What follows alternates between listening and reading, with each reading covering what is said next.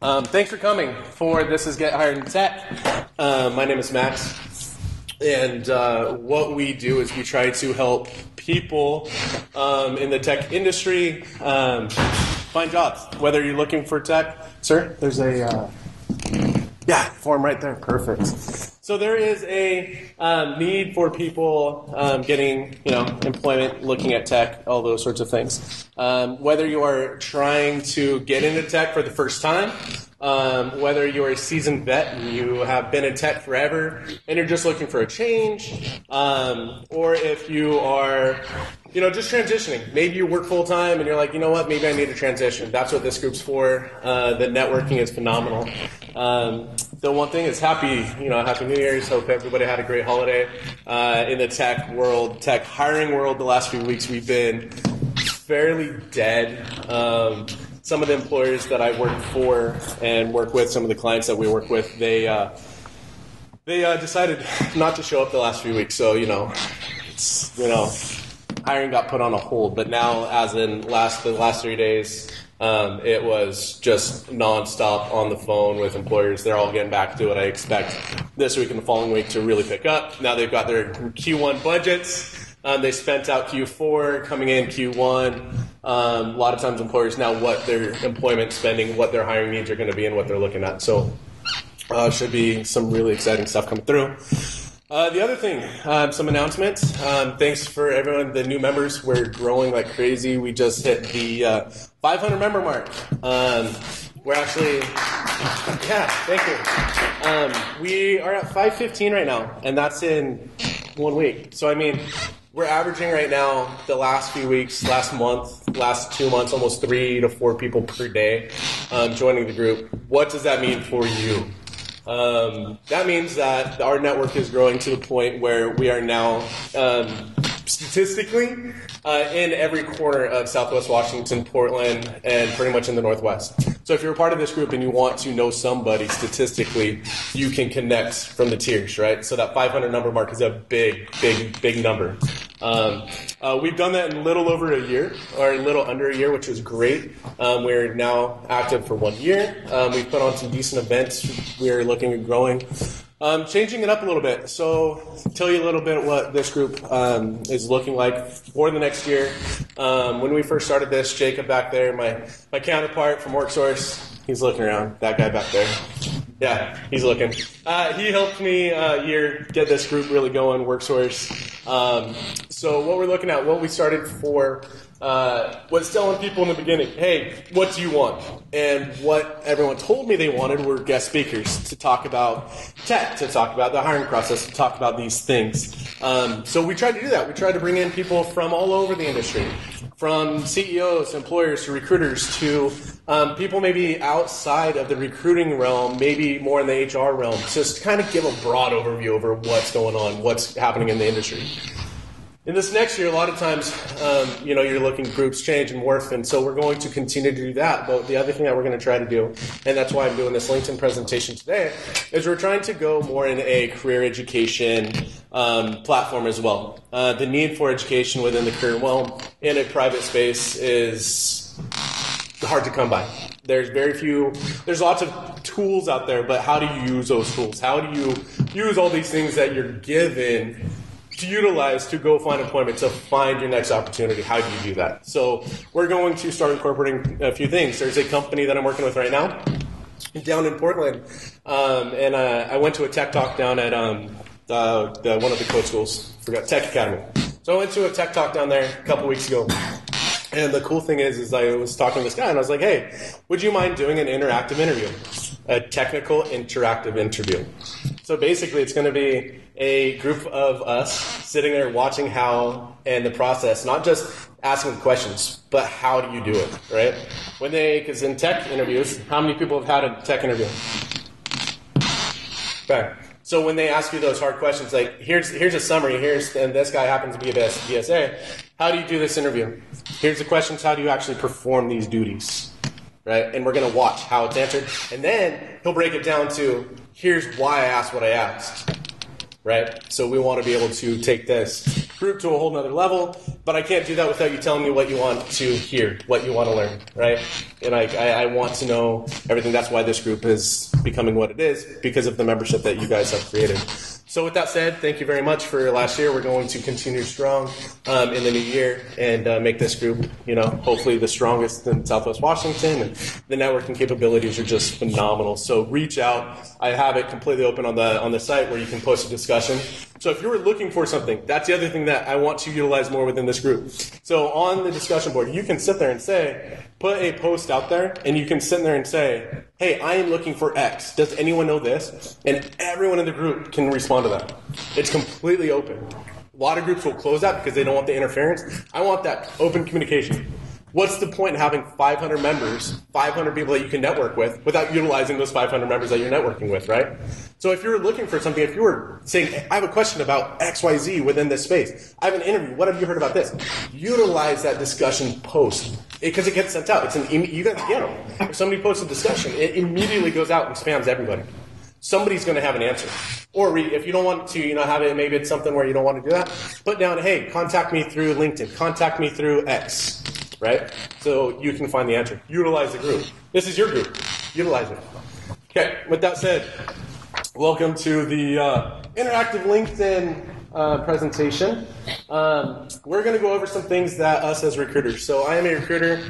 I've been recruiting on and off for the last 7, 8, 9 years in different capacities, whether it is business development, whether it's full cycle, full desk. Now I'm working for a tech company that does niche tech recruiting.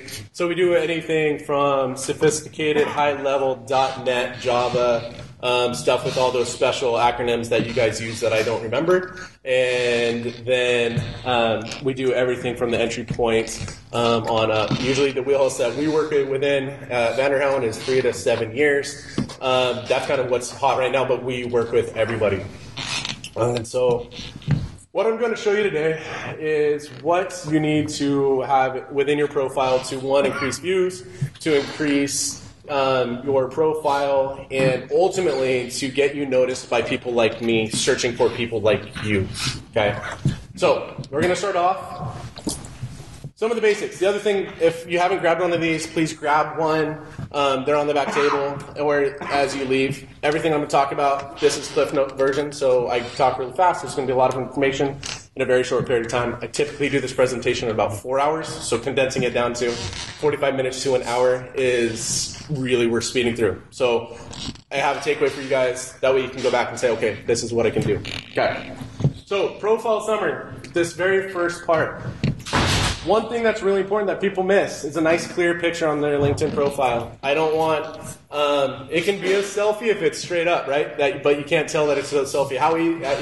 If it's anything like this, it's going to be, it's not as good. Have somebody just real quick, throw on a tie, throw on a shirt, doesn't even anything. Throw on something and take a nice close-up picture, right? So we can see. Don't have it with your buddy, don't have it with kids, don't have it with your dog.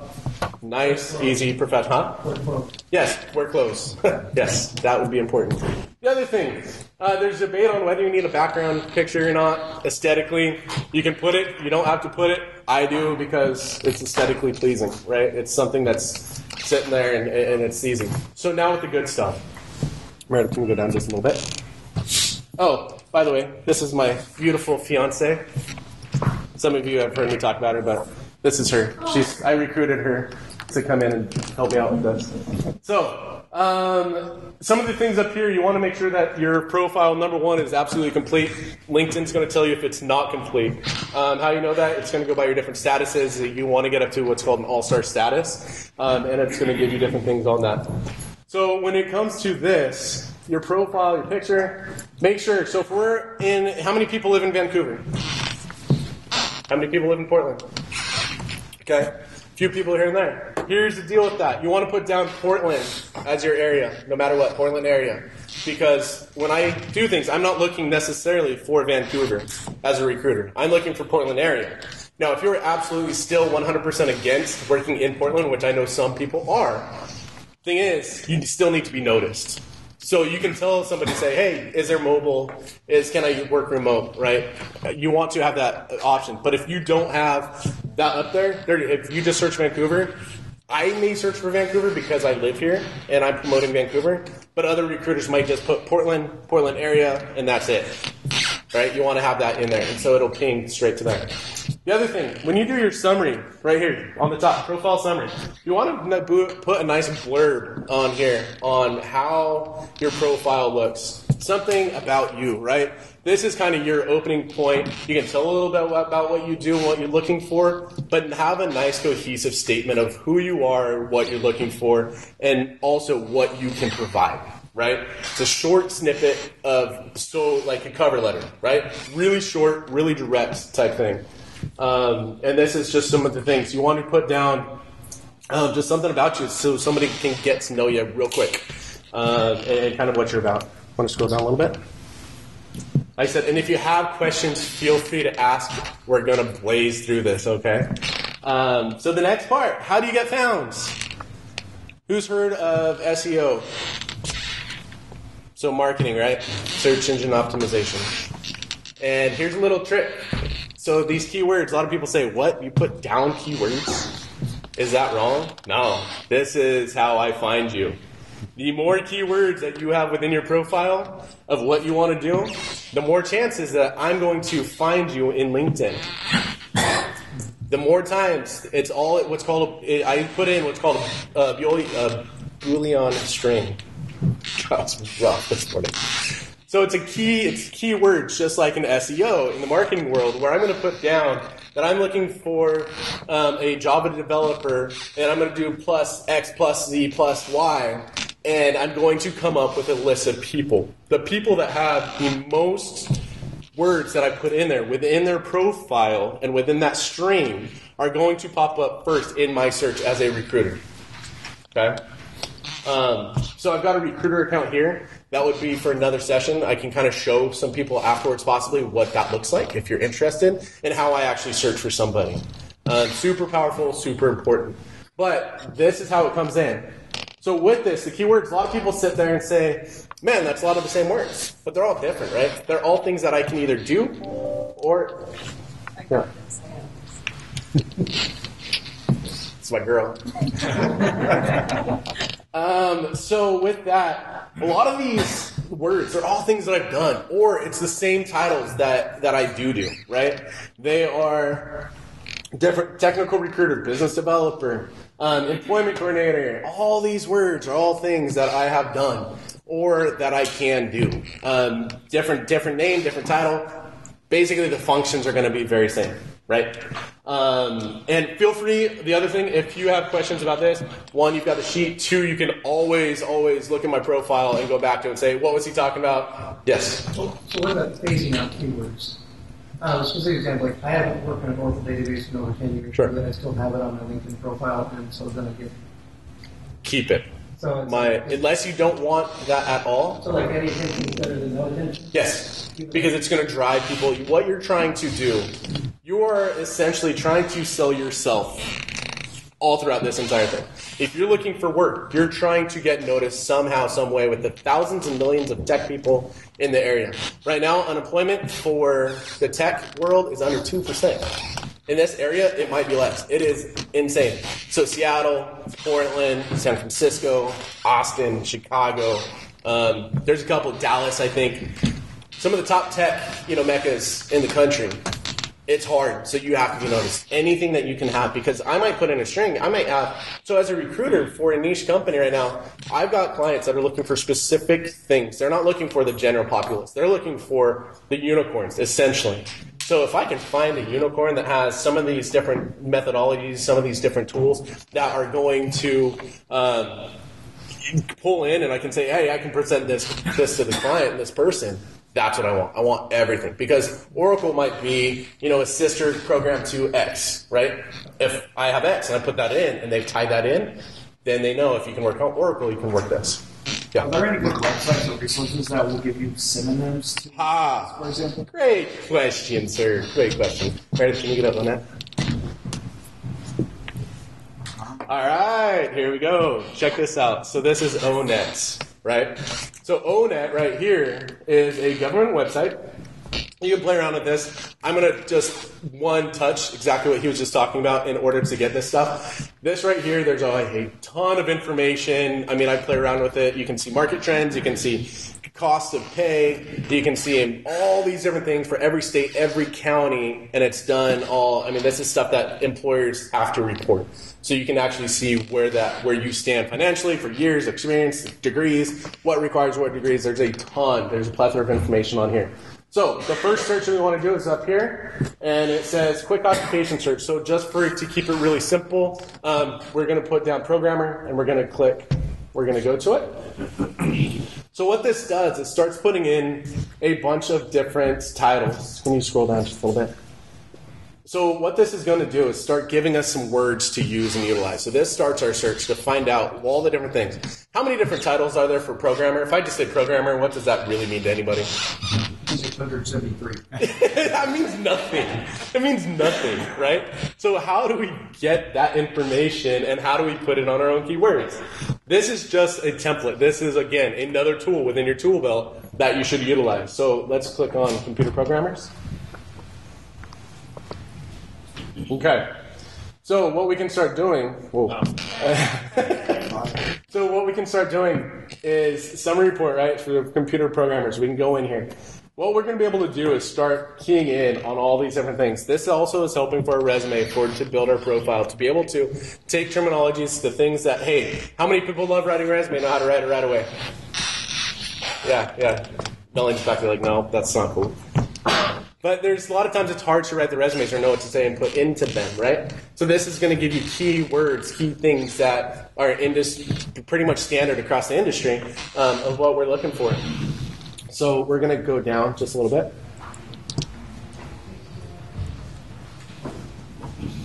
Keep going. It's close to the bottom. Keep going. All right, so different work styles, work values, keep going. Okay, keep going, there we go, keep going. Okay, so related occupations, so at the bottom, we're going to start clicking through these, right?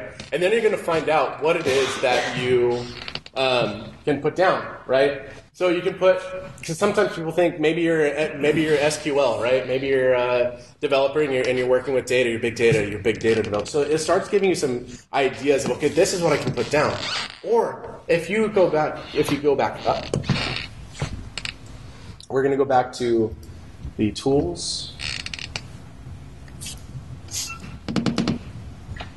Keep going. All right, right in here. So you can start looking into these, right? So if you have these different tools, and if you want to get really specific, for instance, Oracle, right?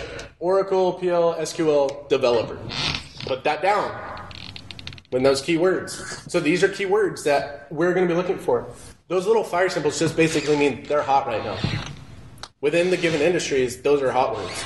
So you can take these and put those in those keywords. Just because I have job titles doesn't mean that that's exactly what I need. So if I'm a recruiter and in tech, my profile is going to be set up much differently than yours, but the concepts are all the same, right? So the terminologies, all the things that you're looking for or that a recruiter's looking for are right in here. So you're like, oh man, I have this or I have that. Put those in there. Yes. If your keywords are in your experience section, you also want them in the summary? Yes. Okay. Yep. You want them all throughout you want them everywhere. Everywhere that you can, you want them plastered. Because the more times that they're in there, when I do my search, the more times you're going to pop up. I was trying to be efficient and only have it in one spot. No. Nope. So here's a myth, right? Here's the thing about LinkedIn versus resumes. Resumes, we tell you, have it concise. Have a 1-2 page resume, blah, yada, yada, right? As a recruiter, I'm going to be 100% honest. I will sit there and take your resume, and I'm going to get it, and it comes through, and then I'm going to do Control F. I'm going to look for the things that I have, and then, okay, now I've got the 3 things. I need these top 3 skills within your profile, within your resume. I'm going to do Control F. I'm going to see if your resume has it. If it has it, great. Now I'm going to go to your LinkedIn, because that's going to give me the big picture. Every recruiter does it. 99% of all the recruiters I work with, we live on LinkedIn. That's why I tell everybody, message me through LinkedIn. Don't send it to my email. My email, I'm going to get 80 emails a day, right? 80 to 100. Now with my LinkedIn, now it's coming straight from you. I'm on that. I see it. It pings me. Boom. I'm up. Every recruiter operates that way. All of us. So that's one thing to really keep note of. So everybody kind of understand, like I said, brief snippet, kind of get the concept of how those keywords work within your profile summary. Any questions on? Yeah. So you have listed on your profile all the keywords that you look for, but you're suggesting various other options. How do we know what keywords we're choosing are ones that recruiters are actually looking for? The safest bet is do the ones that you have done, right? So if you have done this, because I mean that's what it boils down to. It's you're putting your experience within that profile, right? So I'm not going to put down anything that I haven't done. So if you've done it, it's free game to put in there. And so that's what we're looking for. So I mean, if you put down, and if you know, the other thing is like if you know that something's equal, put a slash mark, put this, and then I can also do X, right? So if you know it pairs with something that if you know this also comes in, then that's something we can take a look at. And there's exceptions. A lot of clients that we work with, all right, they know X, Y, Z. They know 3 out of the 4 things, and we're just looking for this, but these other ones apply. We're going to take a look. Doesn't mean that the client that I'm working for is going to accept it, but what it means is that I'm going to go in there and say, hey, this is why we can make a case for it because you know these other technologies. See what I'm saying? Okay, perfect. All right. We're going to go. So any other questions about ONET or how you're going to utilize this? No? Okay. Want to go back to LinkedIn? Okay. So your dashboard. So this is important. Okay. This is something that a lot of people miss that people don't take a look at. So this is kind of how, all these things that you're going to be learning today, when you go back home and you start kind of adding these, and you're like, how do I know what Max said is making a difference? How do I know that what I've done is actually doing something? And I can tell you with the people that I've worked with, it does make an absolute difference. The views, the profiles, all those things make a critical impact of the way that they are performing in their career search. And it's fun to see these numbers rise. Because you're getting noticed. You're being seen. So looking for work is hard. We've said that 1,000 times. It's frustrating. So this is one of those positive things. I can see that I'm getting noticed. The more you get noticed, the higher chances you get. Eventually that turns into employment, right? So it's all a numbers game. So on your dashboard, that's what's telling you all these things. On here, you want to be able to, and there's key tips at the end that we'll kind of talk about. But this is your guideline. This is where you're viewing all that. So you can see how many search appearances that you've seen.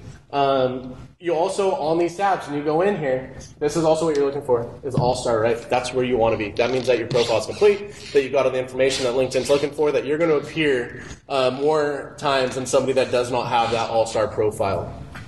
There's algorithms that LinkedIn uses that will push your profile based on the information that you've got within LinkedIn, okay? So search appearances, that's going to be your ticket. You want to be found 1,000,000 times. That's how you're going to justify all the work that you're about to put into LinkedIn. You're going to sit there and watch that thing rise. So a lot of people, honestly, some of the clients that I've worked with before, they start off before we do this training. A lot of times it's 3 to 10, a week is usually what the average is. Is that fair to say with some of these with people in here? Usually it's like you get seen about 3 to 10 times per week. Is that fair? First statement. Is anybody over 50? Anybody over 100? Okay. Sharon back there. She's been hearing me say LinkedIn for like the last 6 months. She's like, LinkedIn. So with this, you want to see that go up. This is, and what's nice is as you build your network, everything else, that's going to go up. I'm at 91 because I have the search is off, the career interest. Here's the key to that. As soon as you put that career interest on, now you're being found. So as a recruiter, when I look up here and I'm searching for somebody, it gives me 3 different tabs. 3 different things. It goes 1, people that are interested in a new opportunity. That's going to ping me first. So all those things within the profile, all the things that we just put in, and now what it's going to do is it's going to put that up, and it's going to ping me to the first people. Hey, these people are interested. They will talk to me if I call them. If I reach out, these people say that they're interested in new opportunities, I'm going to go after those people first. The second one is just going to be kind of the connections that I have, my first connections. If you're a first connection, what that means is that I am directly connected to you. You're hooked up with my thing, with my profile, and that I'm going to notice, hey, I connected, because I look at every single profile that I connect with. I make sure it's good. I make sure everything's solid. So I know if it's a first connection, that I've visibly seen that profile, and I know that it's not a scam, and I know it's not XYZ, right? So I know it's something. The third tab that pops up is going to be people that are recommended, just based off their profile. I might not know these people at all, maybe not have any connections with them at all. It's just people there. So as soon as I put my career interests on, it's off right now. If I put that on, I average about 220 views a week. And so they give you that stat.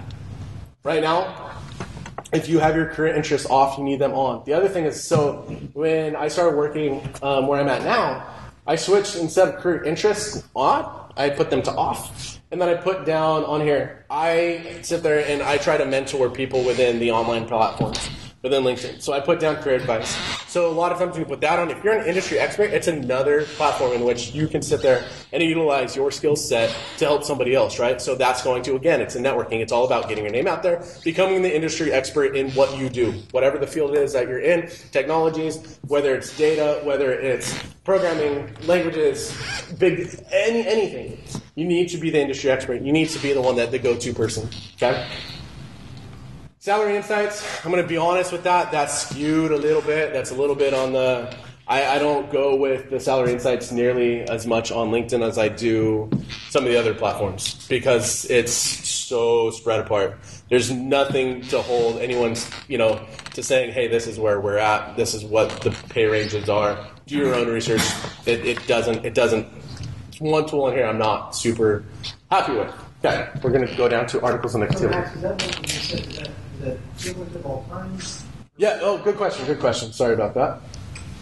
So this is, keep going a little bit. All right, so here we go. Yeah. So this is, so the one on the far left is, this is all within a week. And then the post views is just the direct post, your most recent post that you've posted, right? So I posted something a couple days ago. So almost 4,000 in about 3-4 days views to the article, the link that I posted. And then search appearances, that's all within 90 days. The search appearances is 1 week, and then the who's actually viewed your profile out of those appearances, because you can pop up in the search. Doesn't mean that they're going to see it, but you want to be noticed. You want to be searched for, right? So that tells you, okay, I'm being searched. And again, it's a numbers game. The more times you get searched for, the more times you're going to get clicked in, and somebody's going to view your profile, right? It's all, law of large numbers. Okay. Any other questions about dashboard? How important is it to actually post something all the time? We're going to get into that. Okay. Yep, we're going to get into that. Can we go down? Okay. So, and again, this form is going to have some really helpful cheat sheets on here and some information on this. So, things that I do not cover because of the time constraints will be covered in here. And so with this, articles and activity.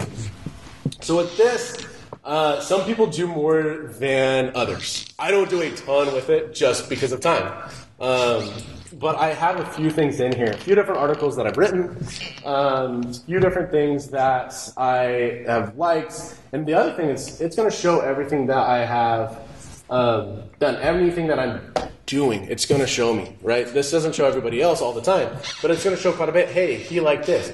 Okay, if I'm looking at somebody that I'm following and I'm like, hey, what are they doing? Why are they, if it's somebody that's inspiring to me and I follow a lot of people, I'm sitting there like, hey, why did they find this important?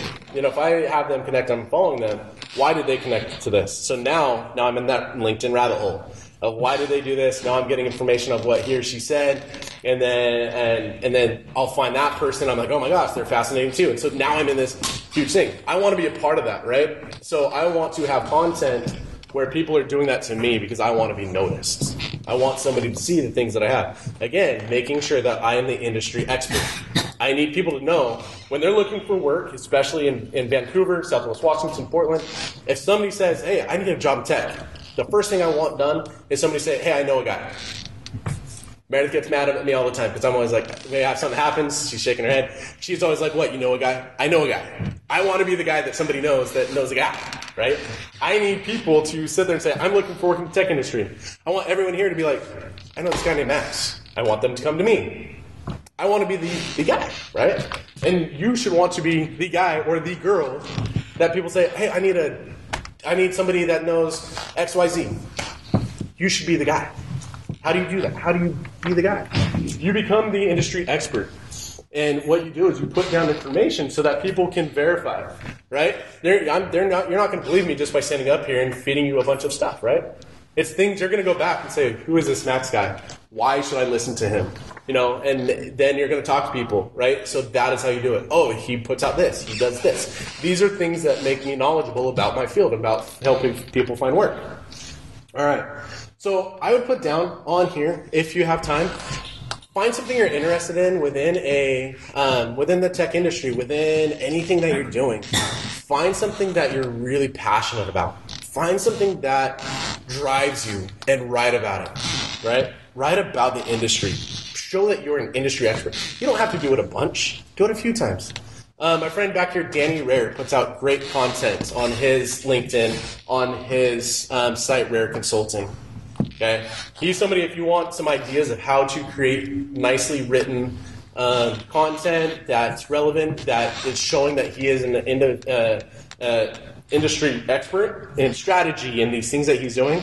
Not only does he create his own content, but he is also sharing content from others, right? So that's showing he's invested in what he is doing. In this brand that he is building, which is Rare Consulting, it's building this stuff for him. So people are looking at him saying, oh yeah, this Danny guy, he knows this strategy stuff. Call him, right? That's what he's doing. So take a look at some of the stuff that he has. A lot of stuff I have, yeah, it's articles about getting hired. It's stuff like that. So it's a lot of things that I do that I'm passionate about. So you don't have to write a ton. I only have a few articles on here. Do they get a ton of notice? No, they don't. They but it's on there. It's completing that profile, right? All right. So we're going to go down. The experience section. Fun. All right. Again, remember I talked about earlier the difference between resumes and LinkedIn? Here's where that comes into play. And mine should be more updated, but it is not. Just because I haven't had time to put down all the technical recruiter stuff. But with that said, we want as much information within your profile as possible. Guess what? There is no 2-page, 3-page, 5-page. And I love, tech people love your 4 to 5-page resumes. How many tech people here have a 4-page resume? Few? 3? Minimum 3? 3? How many people have been told that sometimes how many people at one point had a 4-page resume got told it was too long? There we go. Yeah. So in this, it doesn't matter. It doesn't matter how long this is. You want to have anything and everything you have done in your entire life on there. The next question I get asked a lot of times, and this is a real yes. Okay, so what about that will age you? I knew that was coming. That's exactly where I was going. Yep. So I only have the last 15 years. So here's the deal about that. Resume, you can put that for time.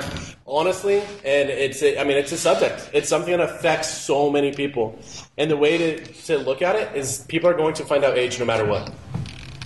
It's going to happen, right? They're going to find out what it is. A good employer, here's the other thing that I'd say about that. If you're worried about that, and if you're worried about people judging that, is that a company that you want to work for? Where are the ethics behind a company that cares about your age? Do you want to work for a company that does that? Any takers? I want to work for a company that cares about how old I am versus the experience that I have. No one. I'd rather think they would value my experience. Yeah. I like experience. Yeah. So that whole age thing, it sucks. Let's jump in front of it, right? Let's jump in front of it. Let's be the, yes. I didn't mean to interrupt you. No. Also, putting in everything you've done, even things that are not directly related to what field you're trying to get into. Yeah. Like, I mean, way back when I worked for the department store, they have nothing to do with what That, I mean, something like that. Here's the thing: is in my summary, if you go and read my summary, I talk about being a puzzle solver. So here's the thing: is people say, "How do I get into XYZ field?" That's what I go in and take a look and say, "Hey, you've done this. This can correlate," because I'm looking at it from another perspective. So that stuff is important. I mean, if you were, say, stocking shelves at Target, and that was your job when you were 19, 20, 21, going to school, doing those sorts of things, is that really relevant? Maybe not. But what it's showing is also that work history. So it is important. You don't have to go in depth. People are like, okay, they'll correlate. Okay, here's when this was in the hair, and then they'll see the story behind and what that springboarded you on. So yes, it's important. You put a ton of effort and work behind that. Nah, you don't have to do that. That answer your question? Sure. Max, I can add to that too. I actually received a job offer for a completely unrelated field to anything I've worked in before, based on something that was in my profile. Yeah, absolutely. So, absolutely. The keywords that you're mentioning are really important. Yeah, absolutely. So that's the thing, is like depending on what you're wanting to do and where you want to go, have it in there. Again, LinkedIn is a story about you, right? As a good recruiter is going to take a look at that and look through your profile and say, okay, they've done X, Y, Z. That's somebody that I want to work with because I see the value in that person. And if they don't, I don't want to work with them. Right? If somebody looks at me and says, no, based on X, Y, no, look at what I've done. Look at my body of work. That's what somebody should care about. Okay? Not anything else. Concerned about a graduation in your 70s something. No, I mean, here's the thing about that is, and again, I'm one recruiter, I'm one person, right? So somebody else might tell you something completely different. In my experience, most employers will sit there, the ones that I value, don't care. Do they have the experience? Do they not have the experience? Can they do the job? Can they not do the job? Good employers. Again, who do you want to work for? It comes down to that. Yes, you can say it limits, but who do you want to work for? Where's the ethics? Where's the morals behind the companies that you're wanting to search for? And what standards do they have? If you get in there and do you value some of these things that you may have, are you really going to be there all that long? What's the longevity of, what you're going to be when you actually get in within that job? Yeah. I mean, to touch up on the topic just a little bit more, what about those who have engaged in entrepreneurial ventures and failed? Good. Failures are a positive in my book. It shows that you tried to do something different. It failed. Guess what? What I'm going to ask is not why you failed, but how you overcame it and what did you learn? What did you learn from that failure? Right? Any venture is worth noting. Hey, I tried to go out and I did this, and this. It failed. So what? You tried. How many other people have thought about jumping on board and doing some of these things? So this right here, founder, TC Anchor Consulting. I talked about doing these things for a long time. I talked to Meredith we've been together a few years. From day one, I was like, I want to own a business one day. I want to do these things. And for a long time, I was kind of scared. I talked to her about it. I want to do this. And I just did. And finally, we talked about it, and she was supportive. She just goes, just do it. We did it, right? So it's changed. It's morphing all the time. It's changing into things. If it fails one day, guess what? Who cares? I tried to run a business. I tried to do these things. If it fails, it fails. Guess what? I'm going to learn from it, right? Hopefully it doesn't fail. Yeah. So I have applied for jobs through LinkedIn, and it pulls all that information into their template. So you're saying that it needs to be different from your resume, but it acts as your resume. So when all that stuff is pulled in, do you need to go in and edit it and pare it down so it fits better within their template, or do you just leave it as is and hope it draws them to you? It will draw them. And what happens is, again, it's a whole, like I said, there's a whole other side of LinkedIn on the recruiter side. And maybe if everyone's interested, I mean, maybe I'll do another one and do it straight from the recruiters platform, because it's two separate entities. I'm going over how to build your profile. To go on the recruiter side, I don't have enough time to go over that. But yeah, it'll come through and it will pop in, and for any job that goes in. So I get a link. As soon as somebody applies for a job that I have posted, what that does is pulls all the information. I see all the candidates. XYZ did their top skills within this profile or this, and then I will go into your profile, right, and see what it is that they're talking about. How important are endorsements? We're going to talk about that. Okay. Back. So on this, It's very simple. Can you scroll down? So I just do a real simple resume style with asterisks to separate it, to go in there. You can do a few different ways. We're going to keep going down. Education, we're going to hit on education. All right. So education, we want to put down the years that we're at something, right? So we want to put down what degrees we're looking at, what we've studied, what we've done the years in, right? And if you have not completed, here's something, right? If you have not completed, don't put down that you have a bachelor's degree or an associate's degree or certification if you really don't, right? So, use myself as an example. Oregon Institute of Technology. I went there for almost 4 years. Dropped out with 1 term to go. Kind of sucked. And I was like, crap, no bachelor's degree, but I went there for 4 years. Great. This is awesome. And so, right there, I don't put down. I put down, I went there. It's sufficient because I went there for 4 years, right? But do I put down that I have a bachelor's degree or have anything from there? Nope. Above that, Washington State University Global Campus. So I finally decided this last year to go back to school and say, hey, I want to complete this degree that I spent 4 years on. So now I'm putting down that I'm in a Bachelor of Science program, Social Sciences, Communication, and Psychology. But see the years down there? So it's showing, yeah, I'm going to get it in 2019. So I'm in, the people can look down and say, okay, well, he doesn't have it until 2019. Doesn't have it yet, but that's the program I'm in. I'm in a Bachelor of Science degree to get my bachelor's in communication psychology. So that's where that goes in. Don't put it down if you don't have it, because we find out.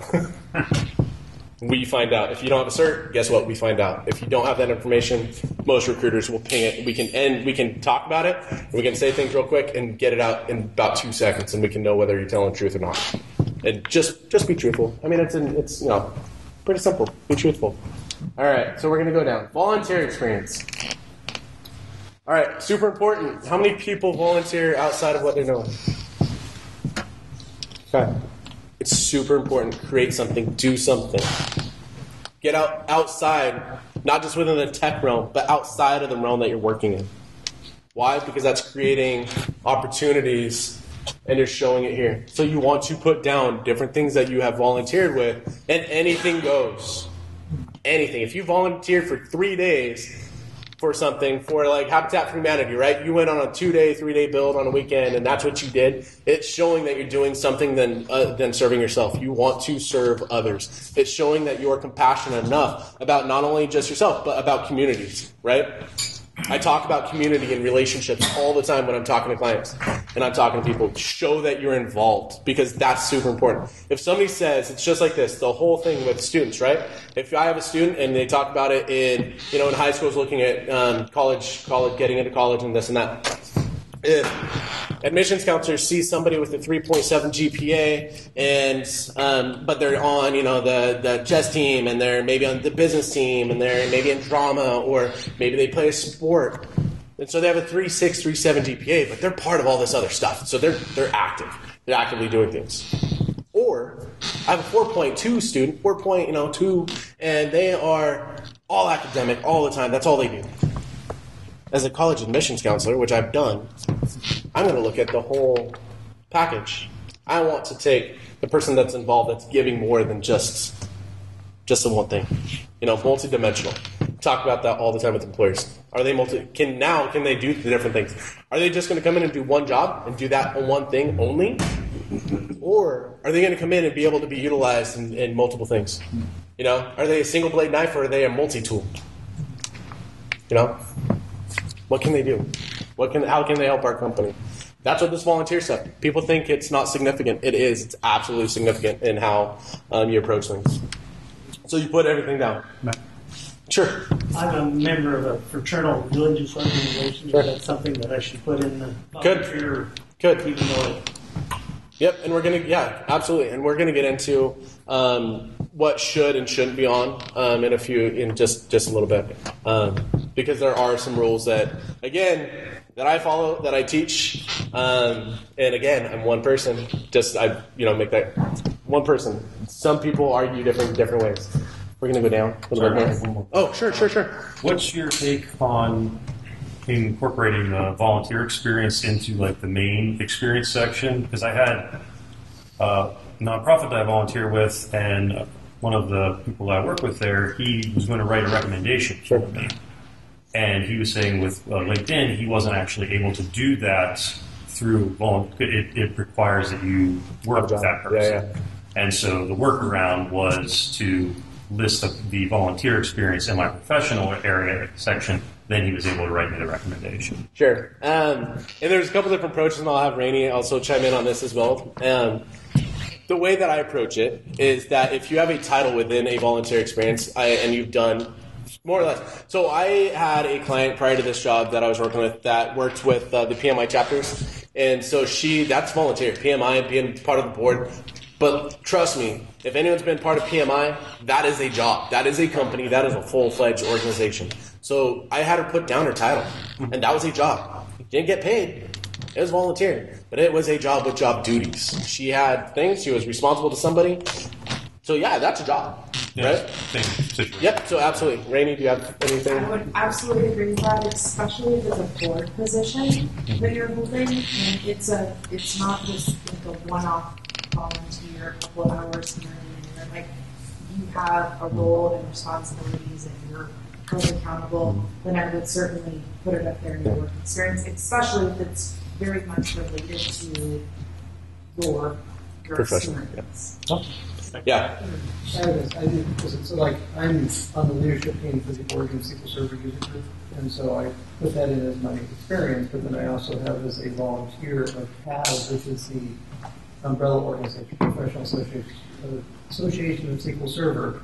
So I have both in there. So people actually see how many people keep actually in my years of service. But I mean, it's certainly relevant, and that's what my core job duties are. So it makes sense. Now I have another similar question to that, because I'm a Freemason. I know a lot of people don't even know if they're even exist anymore. So it's a weird, people have weird associations, but yet I've been secretary of the group for the past 7 years. So I've managed a budget of over $50,000, and I have to be responsible for the stocks and everything else. So those are all good skills, but then people think Freemasons are that's weird. So. Yeah, so we'll get into that in just a little bit. And Freemasons cool. I like Freemasons. Anyways, let's go down. Any other questions about volunteer work? Okay. Are we on time? All right, we're doing good on time. All right, so skills and endorsements. Okay. So, skills and endorsements. I don't put much weight in skills and endorsements. Here's why. Are they important to have on your profile? The answer is absolutely yes. Yes, you need to have them on. Do I put much weight in who's endorsed me? No. Why? Can anyone tell me why I don't put any weight on who's endorsed me? Anybody can endorse me. Anyone can sit there and tell me that I am good at this. Anybody. My son could create a LinkedIn profile and say, my dad's great. He has no idea. Of course he thinks, I'm great, I hope. But they don't, it has no weight. But as a recruiter or somebody, Melanie, you have something? As you're going to speak on the fact that you can control what skills and endorsements come up. Yep. Yeah. Yep. So, yes, I was going to get there. Thank you. I just wanted to retell. Yeah, it's perfect.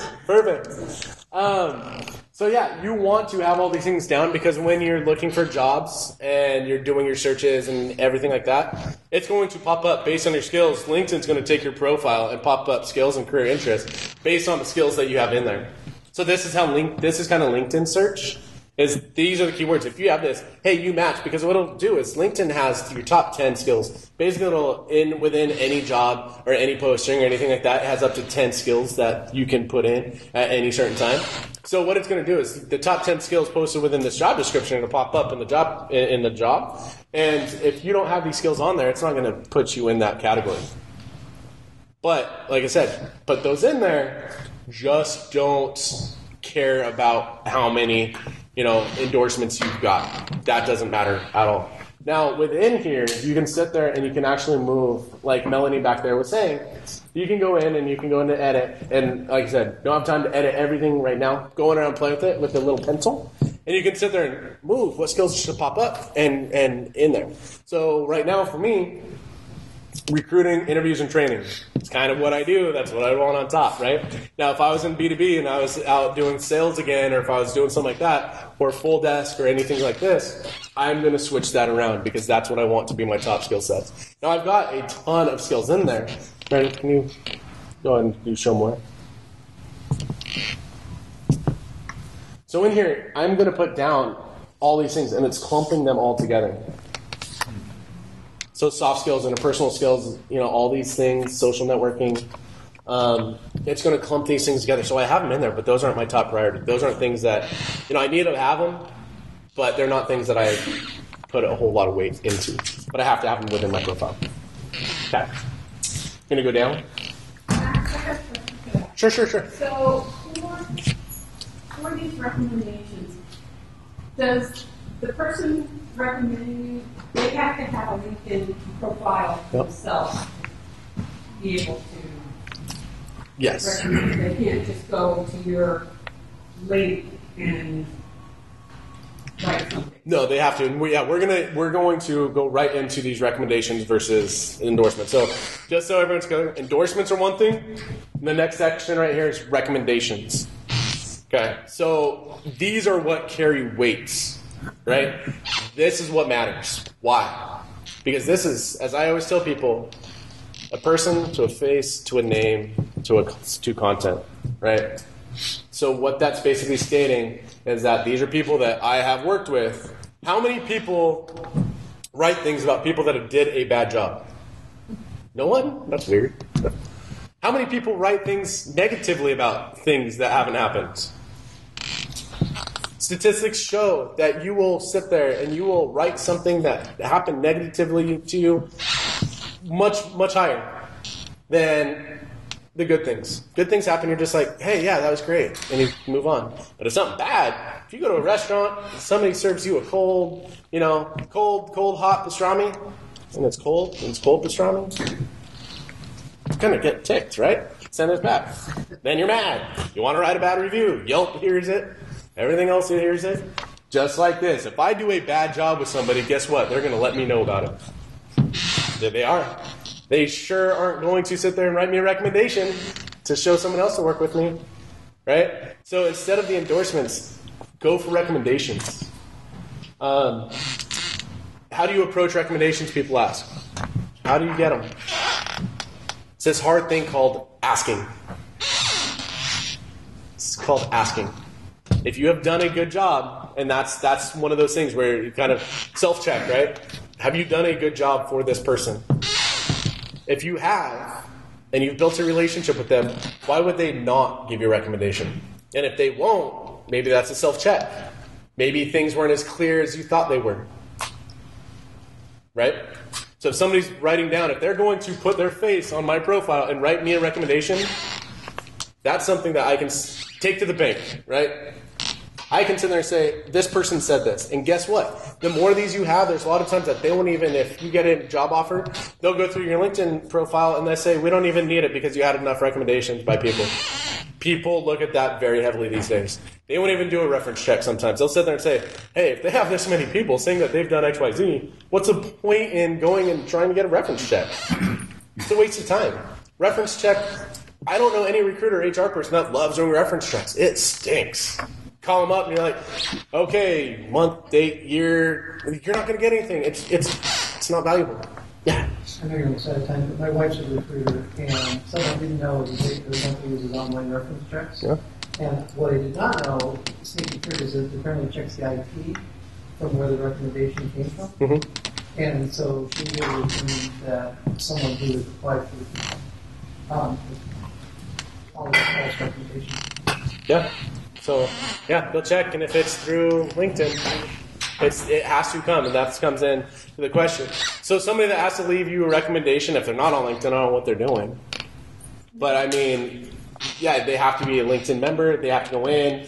There's a few different options, and I will be honest, some of the options of how you work with them, because sometimes it's they weren't a client of yours, you're not a client of them, you didn't really work like directly to get, so there's some different, so you just have to come as close as you can, because sometimes it is a little messy on how you put the relationship within that working environment. It gets a little cloudy. But with that said, having something on there is super important. You want to have as many as you can. And if you've done a good job, why not? And LinkedIn makes it really easy. Ask for a recommendation. But with that, sometimes it'll have a one-liner, and I forgot what it says. It says something like, you want to just click in there for me? What do you mean? Ask for a recommendation. So sometimes it'll, what do you want to ask? But, they've changed it. LinkedIn, by the way, LinkedIn changes all the time. Holy crap. Okay, I just checked this last week and it wasn't this. So, great. So you can click out. I'm glad they do this because before they had a generic one-liner, hey, I'm so-and-so and I'm looking for a recommendation.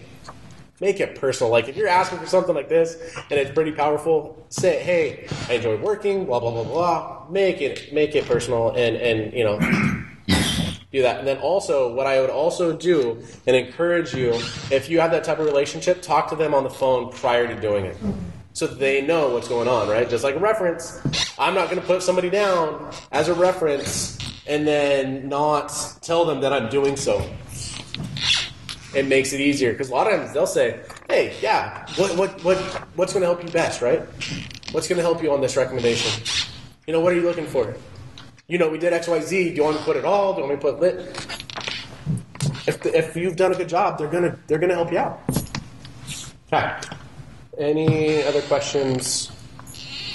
Recommendations? Okay. Go. Interests. All right, and then go to see all. Thank you. So go to interests. And then here's the thing about following, okay?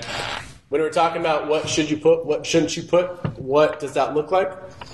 Here's my recommendation. Again, it's me. Some people have different ideas. So you want to stay neutral. What do I mean by that? No politics. You can have politics, but neutral, right? So if you have something far left, have something far right. Have it balanced. Religion and politics, you have to keep it neutral no matter how you feel. Have it neutral. Now, if you are super strong on one or the other, don't put anything. Okay? Because an employer, you don't want to take an employer and have them say, oh man, that's a red flag. Is it right or wrong? Yeah, it's probably wrong for them to, but don't put yourself in a position in that sense where you're outing yourself before you even get it. They go through, they'll look and be like, oh man, there's a huge support of X, Y, Z the whole time. Maybe that's you don't want that to happen, so you want neutral on anything that you do. So companies, follow the different companies that you're interested in. The link and the key within LinkedIn is having a minimum of 5 companies, and then 5 groups that you want to follow, right? So start off with some, and then you can go in there and do it, and just start adding them on. And then they'll pop up in your feed. You can put your settings in there where you don't get all their notifications, but you want to have 5 according to LinkedIn, according to their stuff. And then if you want to go to groups. So did you pick BP because you have an interest, or just to fill in the file? I'm interested, and a lot of things that are different. Different parts of my life, different parts of my career. I've followed different companies because they have, I'm part of that industry or doing something with that company, and I like to, There's tech right now in everything, so why not? Every company. As a recruiter, I want to know what companies you're looking for at all times. So I follow quite a few. Groups. These are groups that sometimes you can be a part of. You're looking for just different things that you can be a part of. Some, help fitness and health. All these different things. And groups that you're a part of. Then we're going to go to schools. I need to update this. So you put down schools in this. You can put down any schools that you're interested in following. A lot of people just put the schools that they've gone to. But you can put down any schools if you want to follow what they're doing. It's not a huge deal. Have something down, not big. The big one is companies and groups. Click out. All right. So I believe that is it with that. No. Did we skip accomplishments? Let's go down. Keep going. I believe the accomplishments, voluntary, endorsements, recommendations, interests. Huh. Go up a little bit.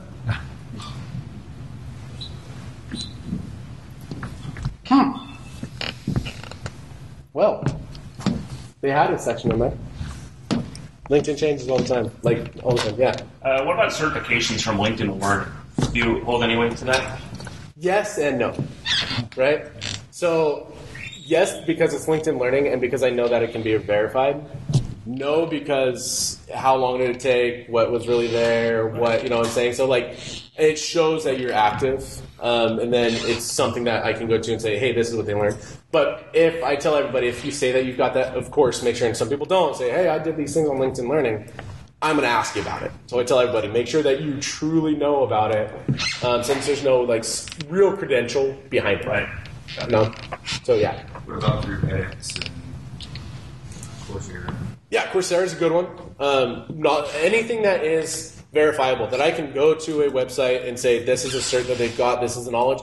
But again, any certification, anything that you say that you've got, make sure that you can answer those questions about it. Because trust me, the recruiters, it might not have been the recruiters, but the hiring manager, when you get in, they're going to see and they're going to highlight things. Okay, they said that they've got XYZ cert. They're going to test you on it. So make sure that you're knowledgeable about that. A few things on the back of this page. It pretty much wraps up a lot of the LinkedIn, the actual profile. Like I said, as a recruiter, there's a whole other section. Maybe in a couple months, I will do a recruiter version. If people are interested, again, let me know what you guys want. With that said, a few things on here. People talk about posts and all those things. What do I do? How active do I need to be? My recommendation, you want to, again, the number one goal of LinkedIn and what you want to do is to be an industry expert. You want people to know that you are the person to go to. You want to be the guy, the girl in the industry that people want. So you want to be able to comment. You want to be active. Comment on 1 to 3 posts in your desired field per week, right?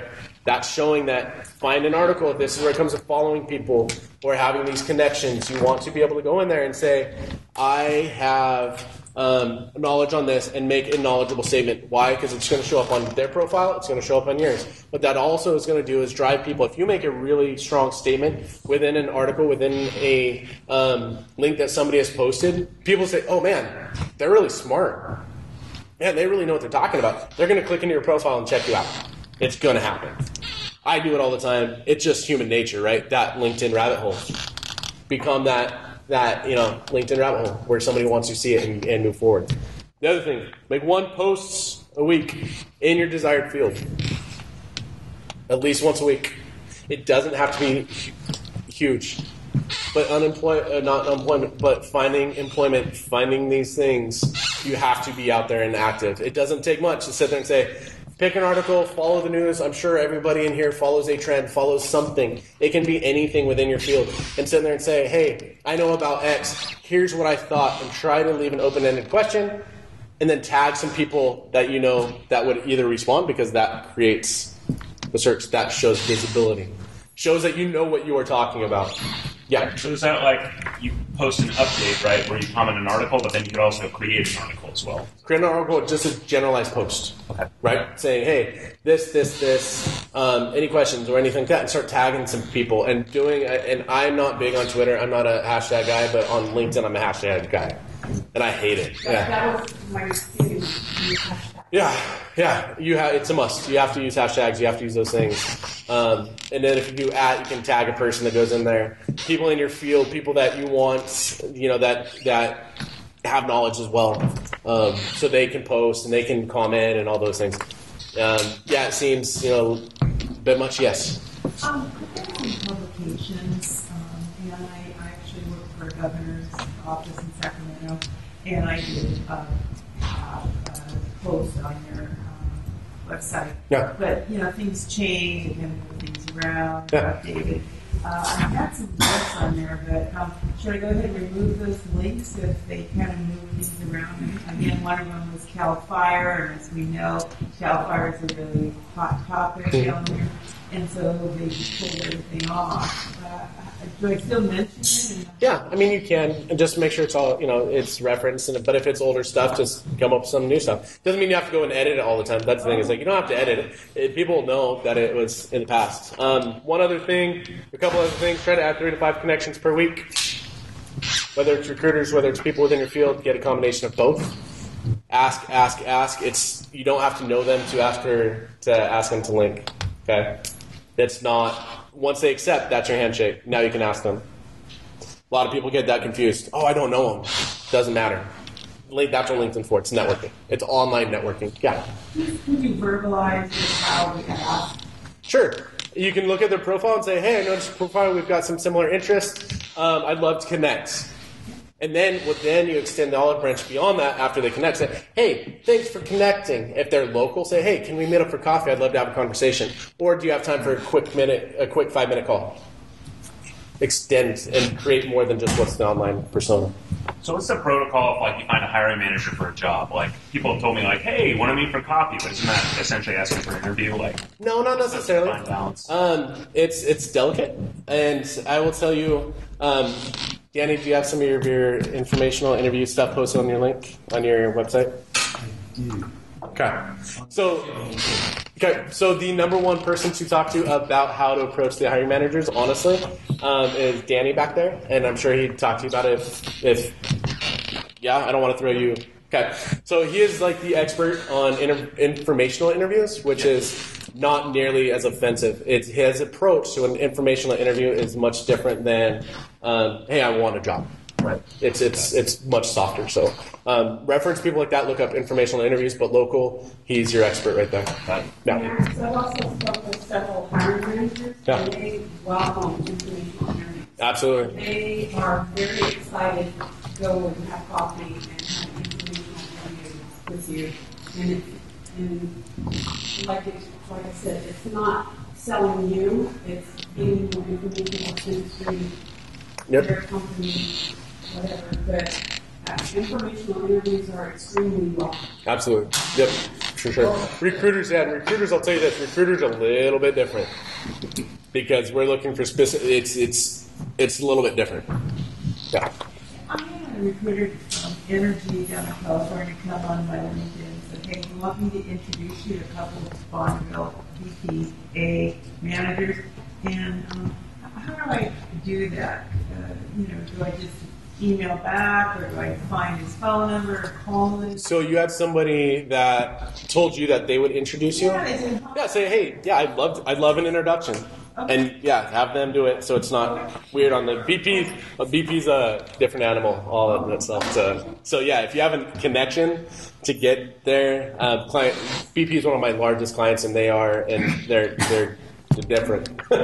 Not in a negative way. It's just a different animal to deal with because it's The last thing that I'm going to tell you. So if you do all these tests, realistically, that dashboard. Your profile views are going to go up. Your numbers are going to go up. The networking is going to go up. Everything's going to get easier, and it's going to be. You're going to see that LinkedIn profile grow. You're going to have more opportunities.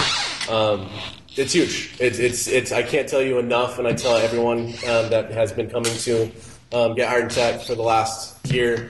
If you're not on LinkedIn, and I'm assuming everybody here is, but you need to be. It is super powerful. Absolutely important that you're there. So that's it. I'm going to hang around for a little bit. Thank you so much for your time, and see you in a couple weeks.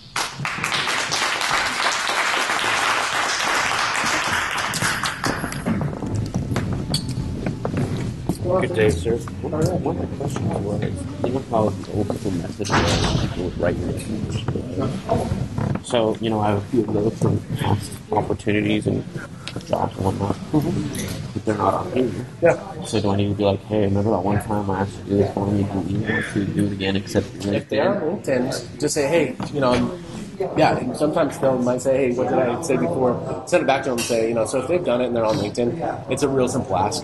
So they might